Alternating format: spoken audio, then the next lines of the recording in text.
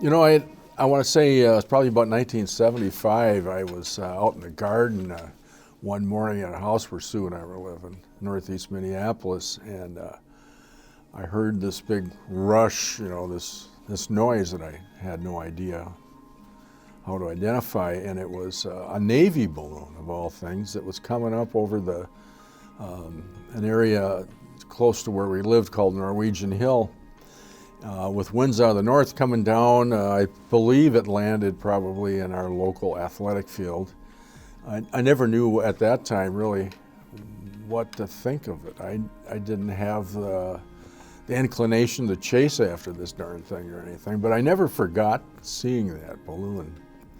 And in 1979, watching a PM magazine, it was a brother of a fellow I had played in a band with.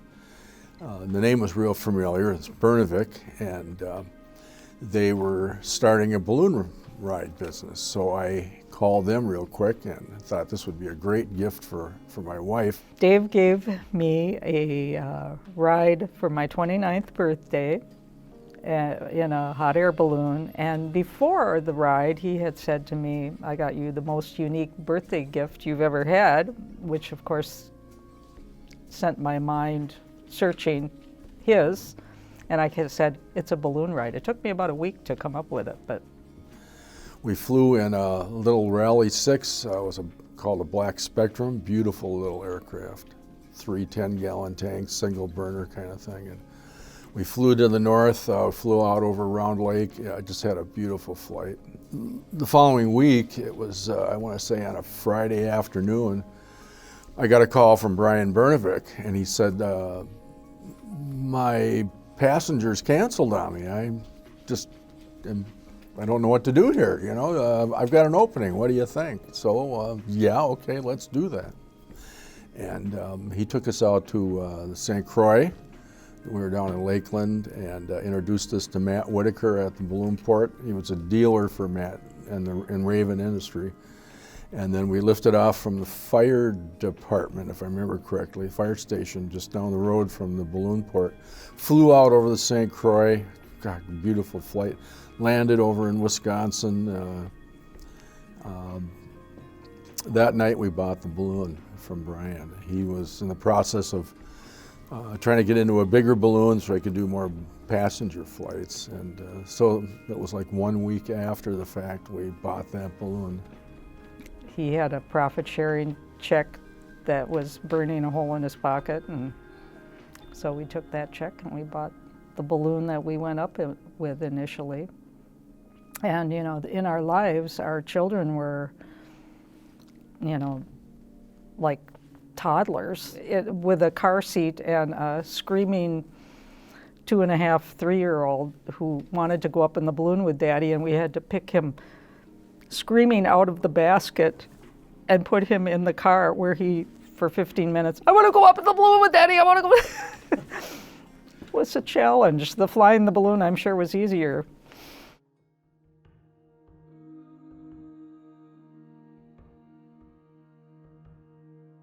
I ended up with a Bachelor of Fine Arts degree from the University of Minnesota, and a fellow that was my scoutmaster when I was a kid, his name was Ken Boots, was a pictorial artist, worked for Breedy Outdoor, and he needed somebody to work with him. He had talked about me doing that even when I was in high school, maybe an apprenticeship, if you will, with the billboard industry.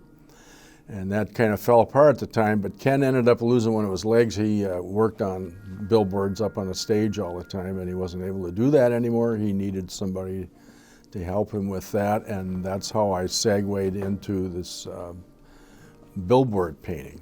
And I worked for Ken Boots for about 3 years. So I had that experience of working on the boards, doing the layouts, the billboard, the big scale. And I really enjoyed it, frankly. When we took that balloon flight, the bells just kind of went off that this could be a large scale. We could do advertising. Sue knows the sewing that she can do, and we need to check this out. As it turns out, we weren't the first ones who had that thought by any means, but nonetheless, those backgrounds, I think, were unique in the sense that the two of us together had the skills to pull this off. And once we met Whitaker's, the job started slowly, but in terms of, what are you capable of, there were like tests, if you will, that we went through. I think the first big banner that I had done with Whitaker's was the county seat, which was a jeans, if I remember correctly. Those were done for the Minneapolis Aquatennial. That was kind of how we worked into that. It had the two things that really kind of turned me on, height and fire. So now you're going to go up and you've got a 15-foot flame. What could be better? I always say that the sewing machine is my violin. I probably started sewing doll clothes when I was maybe 5, and I sewed all my own clothes. I did my first professional sewing job when I was 13 and sewed school clothes for another person, and sewed all my own clothes by the time I was 13. A double needle sewing machine is kind of the major thing in balloon repairs and rebuilding, and also I've got a walking foot machine that can go through multiple layers. The balloon fabric is actually pretty lightweight, but then you have, they're called load tapes. It's like a strapping thing that reinforces the seams and creates like a skeletal structure on the outside of the balloon or on the inside, depending on the manufacturer. I could cut a balloon that is a 1,000-yard balloon out of about 750 yards by having my elliptical curves come together and utilizing every bit of fabric versus just cutting the long thing out of a straight piece of fabric. But I could cut like 24 layers at a time with a rotary cutter, but you had to have them all taped down to the floor. My knees look like Swiss cheese now, because my kneecaps, because of all that time I spent crawling all over a cement floor. Most of the special shapes, I think, still come from Cameron balloons in England. So they basically give them carte blanche to do the special shapes. In the United States, the type certificate, like I was saying, was kind of an arduous procedure, so you don't get much past basically the balloon shape with maybe an appendage or arms or something. If it's less than 10% of the volume, I think you can get away with adding things that make it a special shape. But if you're going to do a dinosaur or a castle or an elephant, it's coming from Cameron in England. They used to, I know originally, even with things like for the Macy Day Parade, they'd actually have a model and they'd figure out the gores on a sculpture.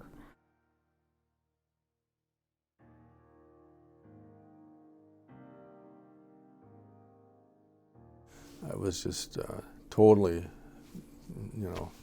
absorbed by the whole thing. I don't know if the form of flight, the colors that, of the envelope, you name it, it just totally grabbed me, and grabbed both of us, and was introduced after maybe the third flight, I want to say, to all the other pilots and balloon crews that were flying up on the north end of the metro area. That became a real big part of the whole experience too. It's ballooning as a form of aviation, very organic, simple right there, boom, you know what to do. But then on top of all that, have this camaraderie created by all these other crazy people that are absorbed by this whole form of flight as well.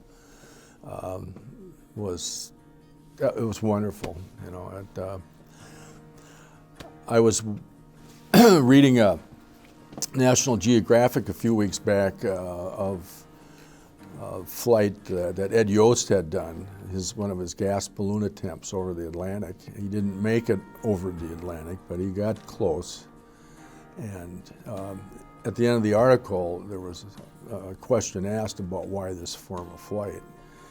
He was very confident that one day it would happen, whether it be the Atlantic or frankly around the world, but it would be in an enclosed, in the case of around the world, it would be in an enclosed gondola, probably at 30,000 feet jet stream kind of scenario. And that, frankly, that didn't really appeal to him in the same fashion. What he wanted and what he enjoyed, what he felt part of was in that gondola in the open air. And in terms of a form of flight, I totally concur. I just love that, you know, an open gondola and feeling the breeze on your face. Really isn't any noise except for that burner on an occasional basis.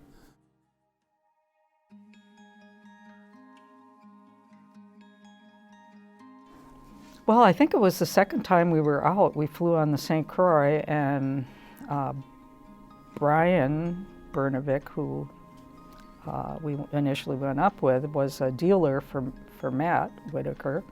And so we stopped in at the BALLOONPORT, and honestly, when Matt got wind of what we both did, I was, at that time, I never really did teach home ec in school. I got a job, I was doing alterations and tailoring.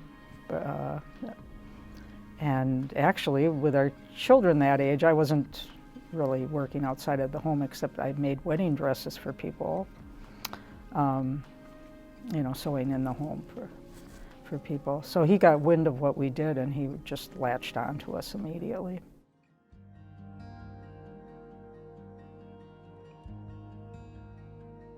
From the very beginning, we thought in terms of inlay. You know, that's definitely the way to go. And what that essentially means then is that you're minimizing the painting aspect of it. You know, and you're relying more on that inlaid capability. It just gave a different feel to the whole project in terms of being a passenger or a pilot in that aircraft. You know, it's like being in a cathedral. It's just gorgeous. And that, frankly, is because of that inlaid approach that was taken. As far as the painting is concerned, we basically decided that we wanted to just minimize the colors. You know, we weren't even talking about a palette as such. We were looking at a color, basically, that we thought consistently throughout the entire envelope made a lot of sense. It simplified it, and yet it ingratiated it at the same time. You know, we were all gearing up for the fact it was going to be the 200th anniversary of manned flight, and of course it was in that balloon. Probably around that time, I've counted. I've completely built like 10 balloons, so this was not something that I felt was beyond our capabilities at all. I really wanted to make it the original shape of the first balloon, which is, it's more like a cylinder with a cone top and bottom. But it would be an experimental balloon. It's just too expensive and too time consuming to get a type certificate. I mean, it's something that the manufacturers go for when they change the size or anything, but it's an arduous process to do that. So we decided to go with the standard shape and using the standard fabrics and colors that were available. So we just, you know, we got as close as we could. And I think there was maybe 3, maybe 4 models or, you know, replicas made that year. But actually the one that we made is the only one that's inlaid, meaning from the inside it looks exactly like it does from the outside, only you can see everything at the same time, like an atrium. You know, that was the real salient feature of that balloon, and still is, I think. One morning, Matt came over to our house. He had a couple of drawings, some ideas himself, and he essentially challenged us at that point, as I recall it. You know, are you, are you up to it, so to speak? You know, would you like to do this? And we said, yes, we would like to do this. You know, this is an opportunity. This is something we'd feel real proud of going down the road. You know, something that our kids could talk about one day. We spent some time at the Special Collections Library over at Wilson's Library, I believe, at the University of Minnesota. There was a curator there at the time, a fellow by the name of Austin McLean, that was very helpful. A lot of the books in the collection were French, but they had various etchings in them and gave us a feel. You know, you really had to educate yourself about the whole thing, really, before you could really get into a project like that. You had to immerse yourself, in a sense, in that history and what the fabrics were like and such. So.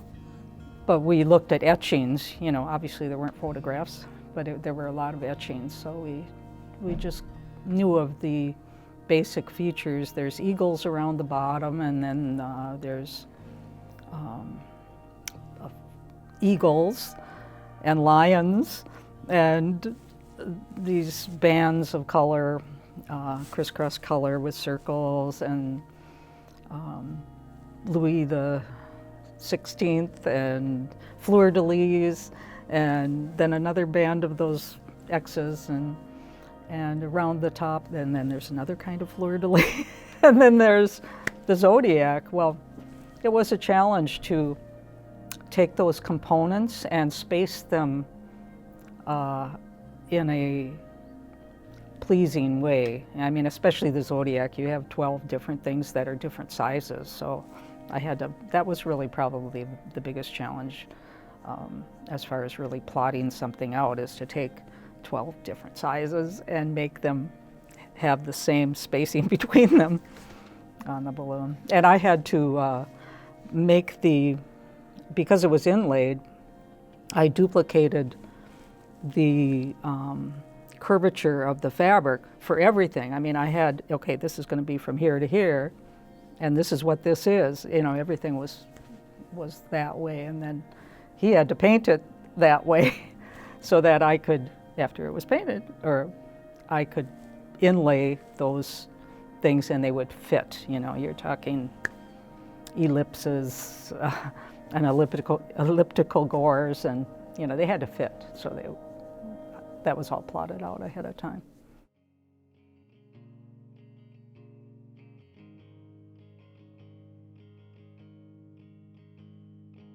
Well, we did this 911 balloon that was on the phone books, not the most artistic or anything else, but it certainly was the most seen by the general population because it was on the yellow pages and the regular phone books. It's like, what is that? What's a phone book? The Montgolfier, actually, I rebuilt our balloon, and it's pine trees up and down, and I think it's a real pretty balloon. And I did the Flying Tomato, Garcia's Pizza in the Pan. I rebuilt 3 of those.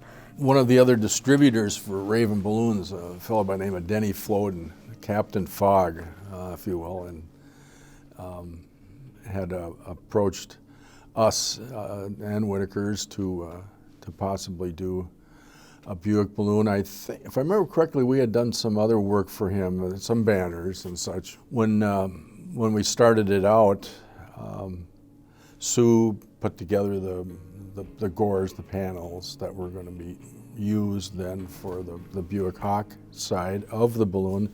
And the other side, Sue did the Olympic logo. This is 1984 Olympics. We were told basically that what Buick wanted was this Buick Hawk, and it was based on an original watercolor that had been used in their advertising apparently for decades. And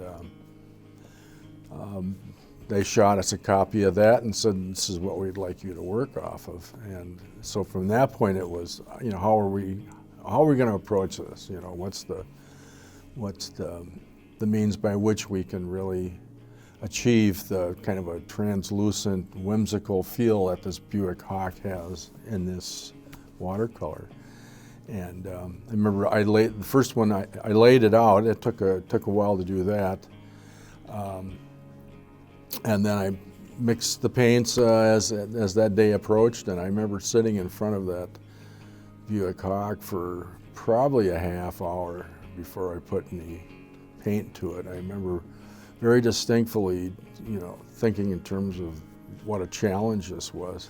I ended up using different techniques that I didn't initially think I would be using, but I got to the point where I was using sponges to push on color, so that I could deal with it again, to bring back that very whimsical kind of feel that I was looking for. So I had the beak and the eyes centered on that load tape, and where it should have been, frankly, was over in the middle of one of those gores where it would have been taking advantage of the baldness, right? Hard to explain, but it did make a difference. Initially, I thought this hawk might end up looking cross-eyed if it didn't have enough pressure in the envelope. It worked out fine, but in terms of something that I think we should have or could have done differently if we had thought about it, that definitely would have been one of the aspects thereof. One of the unique things about that whole project, though, was that Sue had this capability of, sewing the initial gores. I could work on that. Raven would send in this balloon. Sue could take that section out, put the one that I had painted in within a 2-day period of time, typically, and the balloon was out the door on the road and was being utilized. So he figured out how to do that. And the amazing thing to me is the first one was awesome, but then he had to do 2 more that looked like the first one, which I'm sure was harder than doing the first one in a way, because you had to duplicate that now. And that got a lot of press, and initially we did the one balloon, and then it was like, oh, we need another one. Well, they couldn't get, Aerostar could not have even done it that fast. So they built the regular balloon, and I would get that balloon and in 2 or maybe 3 days take their artwork out of the balloon and put our artwork into the balloon. I mean, this was intense, and I just sewed my brains out for those 3 days to do it in that time, but it allowed them to turn things around much faster than the factory, first of all, couldn't have done the Hawk, but even the rest of it happened much quicker. When I stopped doing balloons, part of the reason I did is that my wrists were suffering from it, all that pulling and the weight of them and everything else. And I like to sew, I like to knit, I like to crochet, I like to do a lot of stuff. And I just stopped doing it because I was afraid that if I kept doing it, I would ruin my ability to do all of those things as I got older.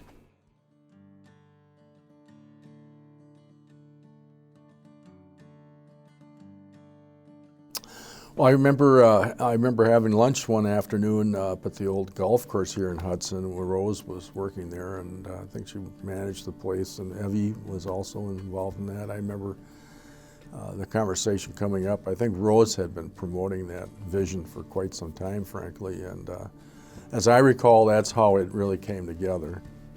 I flew in that event for, I want to say, the first 13 years before there was a break.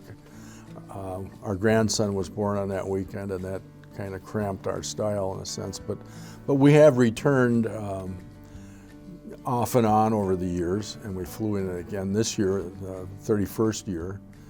Had a wonderful flight, and saw a lot of the folks that we've seen since the very beginning. It was a wonderful weekend. Had a real good time.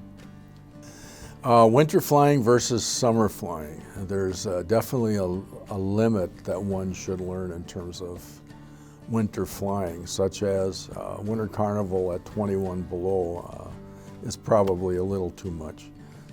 But by and large, winter flying provides you a lot of opportunities that frankly you just don't have during the summer.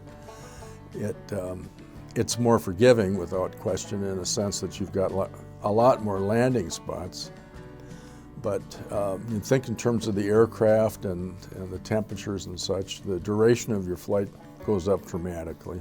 Well, I think flying in the winter is really, really beautiful and quiet and serene, and you could land on a lake. I mean, you can see, because of not having leaves on the trees, it's easy to see things that you need to be concerned about, like horses and cattle. You can see them earlier, and it's amazing how you can woe down horses or cattle with a whoa boy, and they do. And it gives you the longevity of flight, because of course you have to be hotter than the ambient temperature. Well, when the ambient temperature is 10, your propane lasts a lot longer, and you can fly for hours, where you in the summer maybe be 1 hour. A flight from the Hudson Hot Air Affair, I can't remember how many years ago it was now, but Sue and I flew and lifted off, flew to the north. We ended up over Somerset. It was a long flight. I think most of the other balloons were probably out of the air. But we flew over the Apple River, and there had just been a snow the night before. Trees were just, they're covered with that frost, and we went right down onto the river, and beautiful flight. We landed a few miles north of Somerset, if I remember correctly, but just a gorgeous flight.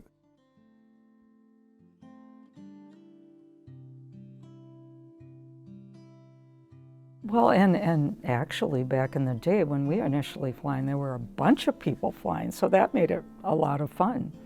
You'd very commonly have, maybe 5 balloons anyhow. And it is fun to fly with other balloons because, it's pretty. And the camaraderie of that as well. And initially, when we started flying, there were a lot of people with families, so our kids would, the kids would run around together and had fun. And I know when our daughter started kindergarten and she asked the other kids what color their balloon was, they basically thought she was like, what? And she came home and she was kind of disillusioned by it. And I said, well, honey, you're probably the only one in your class where we got a balloon. And it was a new experience when you weren't all balloon kids. Yeah, see, I think it is getting much more, people are into tech now. I mean, our generation we were the hippier people who were into the natural world and the natural ways. And I think that's maybe missing out on that underlying truth. It's a little scary too, things like drones, and it is a form of aviation short of the massive balloon ride boxcar, that there really isn't that much money to be made in it, so it's easy to extinguish the sport aviation as a nuisance. And I think that is a concern. There's much more controlled airspace now than when we were initially ballooning, and just the spread of housing in the cities, and now you've really got to go a lot farther to find a place where you not only can take off, but you can land in an open space.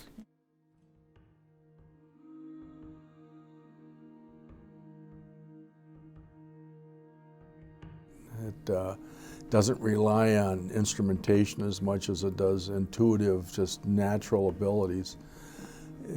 It requires a real focus, like any form of aviation, but it provides you with that feeling of, you're outdoors, you're in this gondola, you're feeling the breeze on your face when you end up with a wind shear.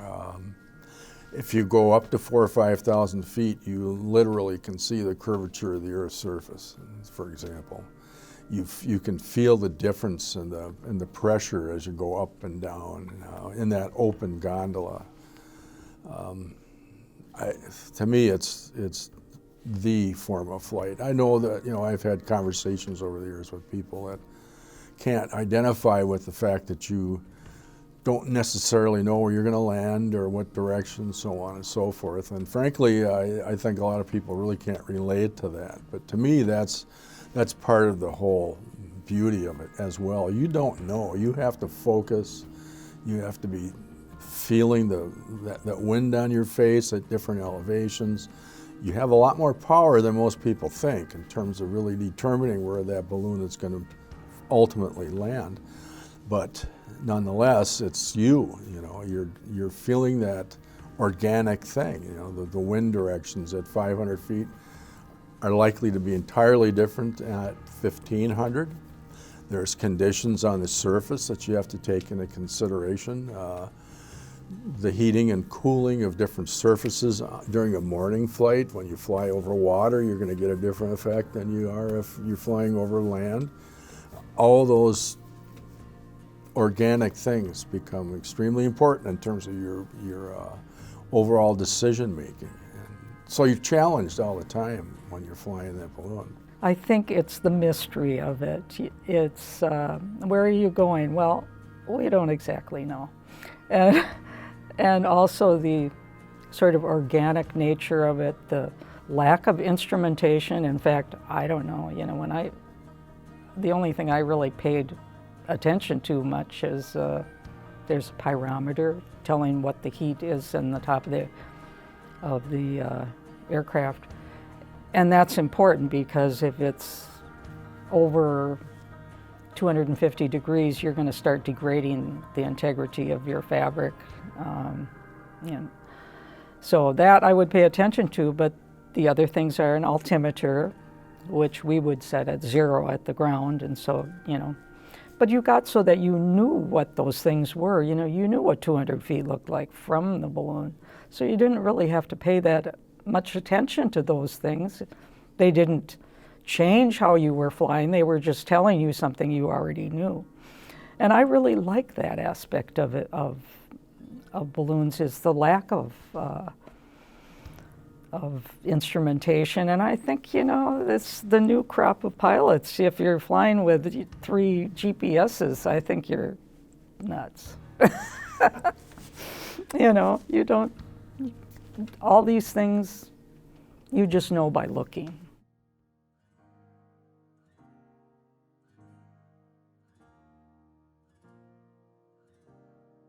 Another one I would mention, not during the Hudson Hot Air Fair itself, but during the summer, was with Jim Riscola and his son Tony.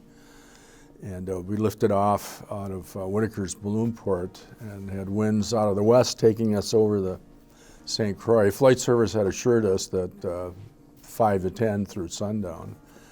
And we got up and things weren't really playing out that way.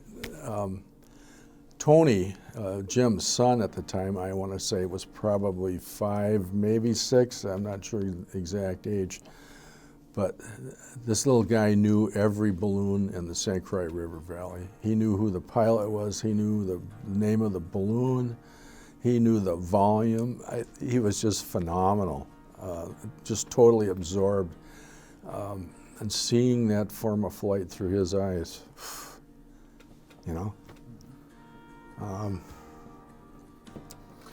anyway, we, if I could just throw this out too, we did end up getting over the St. Croix and we're running low on fuel, and we ended up at one point becalmed over in Wisconsin, just off the river. Literally had to pull the top of one pine tree after another for about 30 yards in order to get into a clearing big enough where we could just rip out the top of the balloon and come back down the loving arms of Mother Earth. And that's how we felt at the time. But another one of those beautiful flights over the St. Croix, a little tight, but memorable, and I'm glad I've got that memory.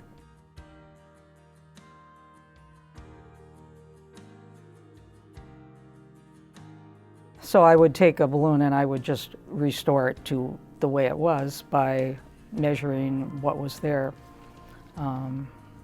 But as that improved, manuals, You make a pattern and you replace it, and my goal was always to replace the damage so you couldn't tell that it had ever been damaged. That was what I worked for, and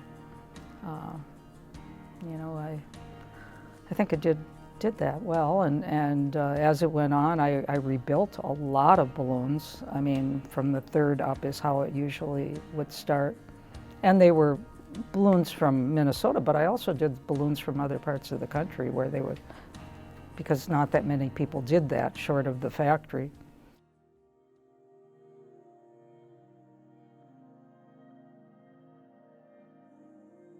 Well, I would visually inspect the entire balloon. It takes at least 2 people to really do an annual. You have one on one side and you go up and down the gores. The average balloon is somewhere between 16 and 24 gores, 36 gores for the bigger ones. And so you visually inspect it, and then you do pull tests on the fabric. And at one point, they instituted a porosity test. So you have, like, basically it's a $250 vacuum cleaner you hold in your hand. And it would check the rate at which the air would go through the fabric. And I really think that is the most important component of an inspection, because that is what tells you how it's going to fly. If a fabric is porous, the hot air going through it is going to diminish its strength. So it was a test that at the time, I think it was Raven Industries, not Aerostar, which it became later, but they were the only one with that test. And a lot of people, of course, hated it because it flunked a lot of balloons that were porous. And so people were glad they were flying a different kind of balloon where they didn't have that test. But I would do that test on every balloon that I inspected, and I would tell people, you know, you got kids, you need a new top cap. Your balloon would flunk if it was an Aerostar, you know, or a Raven. And I talked a lot of people into doing the work that they needed to do on their balloon to make it safe. And you know, I took it real seriously. And there were people that didn't come to me because I did take it seriously, you know, because they didn't want to face that. And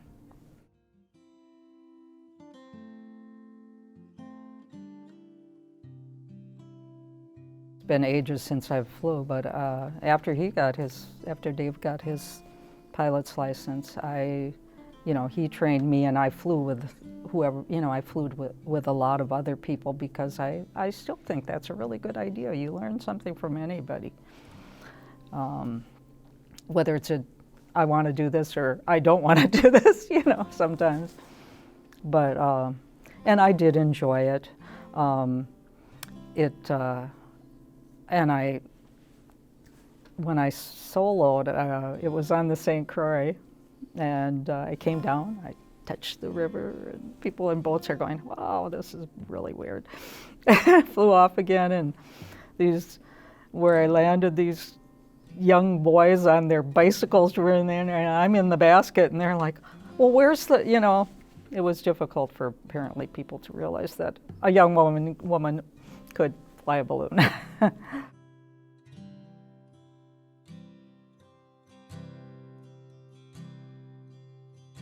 Oh, it's beautiful. I mean, I don't think that there's likely to be any place in the world that's any prettier, and, you know, all year round. Especially the fall is really especially fabulous. But, you know, you gotta be careful, because the river creates a current of air, and so if there isn't enough wind, you're gonna get caught in that, and you're gonna go down the river. And it's gonna be hard to get off the river. So there are some challenges with that. And I know I had a flight one time with Matt where we took off, you know, from Lakeland, and the fog of the river came under us, and so that's a little scary, because you have to break through that to land, and you can't see where you're going. You know, you can't necessarily see the landing until you're through that layer, and you don't know how deep it is. So that was kind of a challenge. I was flying that flight, and we're going along these rows of cut corn and, you know, just trying to, you know, just scooting along and trying to get a place where it was with the least stubble, and it was a good flight.